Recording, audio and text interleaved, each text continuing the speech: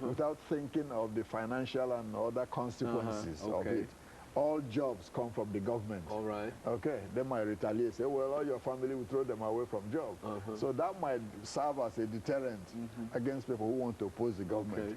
See, so we were more successful here because we had the resources. Okay. You know, there were, you know, well-meaning corporations and business people who saw that, you know, it's in their interest for African Americans to have their rights. It's a good business, you know, idea for there to be peace and stability so they can benefit. And you can see the corporations played a vital role here in the changes. Nobody can deny that. A lot of the funding to LCLC and all this came from corporations. So it enabled them to have the resources to fight. In these other countries, they don't have those resources, you know, available to fight the government because government controls almost 90% of the resources because the economies are mixed in a way, what they call mixed economy. Well, now, it seems to me that this is a terrible waste of human resources, Dr. LMadu, is it not? I mean, you've excluded millions and half millions of people in various countries from participating in the social, economic, and political development of a country. Is that not a terrible waste of resources, human resources?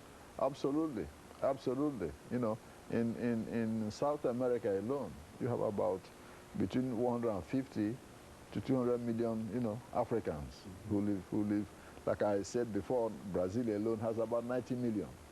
You know, so this is a huge, you know, waste of human resource that needs to be tapped.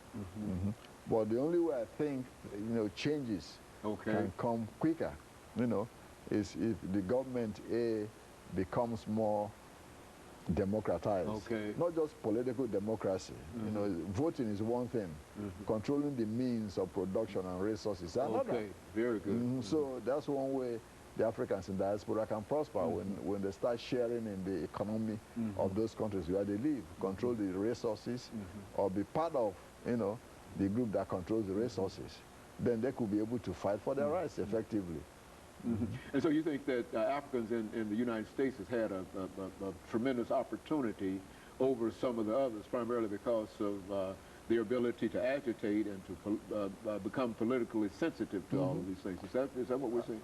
Absolutely, and because of, you know, because of education, you know, because of education and resources. You know, in most of these other countries, most of the Africans are not educated at all, almost 3/4 of them. So you don't have that powerful middle class that we had in this country to lead any kind of, you know, revolt. And you know, most of the time, most revolutions are led by the middle class. They're led by the middle class. And really, for all practical purposes, there are no black middle classes as such in many of these countries.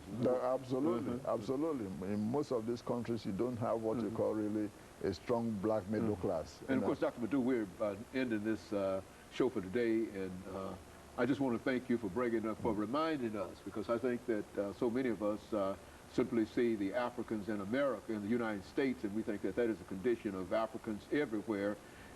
If we are aware that there are other Africans everywhere, and I think that this show will go quite a way in determining where Africans are. And of course, let me encourage our audience to tune in again next week for another informative edition of Comments. Thank you and good morning.